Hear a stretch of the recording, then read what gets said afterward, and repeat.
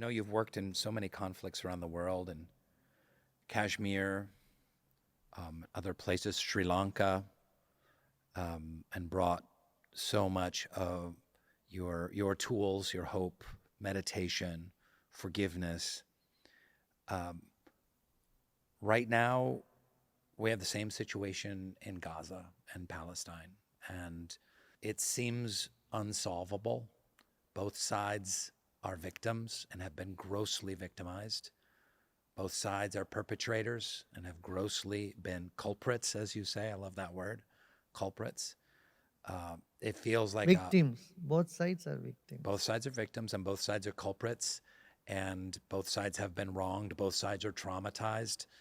And one will say, well, you did this to me here. And like, yeah, but you did this to me here. Yeah, but you did this to me here. And that's because you did this. And it's a never ending Gordian knot. Yeah. Can you, and how would you apply these spiritual principles of peace, nonviolence, forgiveness, and healing in a situation like Gaza? I wouldn't say right now there is one way that, okay, this can be resolved. I would wait and I would do all that is possible. And I would say everyone should come together now here, unite and see how we can resolve this issue, whether it's Ukraine and Russia or Gaza, in Palestine and Israel.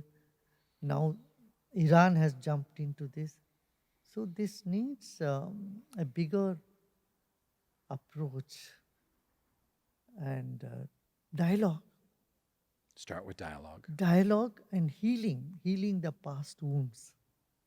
You know, in India, we had this Ayodhya dispute, you must have heard about it. It's a 500-year-old temple mosque dispute in India, Hindus and Muslims. So many wars were fought on that. So many millions of lives were lost. So many governments had toppled on this issue. You know, the way we adopted is dialogue. We brought the Supreme Court of India, appointed me for mediation there, though I'm not a lawyer, I said. But then we all, we brought people together, spoke to them. And, finally, conclusion came and that got resolved. Like that, I think we need to sit across the table. People should not take sides. If one takes a side, they cannot become bridges. We need people who can be the bridge between the community. The gap has become so wide. I think we can all play a role and, be in touch with both sides, not take sides, and see what we can do to resolve the human tragedy. I think it's not impossible. If you see back in the history, France and England were centuries of arch enemies. And fighting on different continents all over the world. And Germany and other parts of Europe, they were Poland and Germany was such a big problem. When all these things could be resolved, we should first have a hope this can be resolved. Like we did it after 500 years, a grand temple of Ram was constructed there.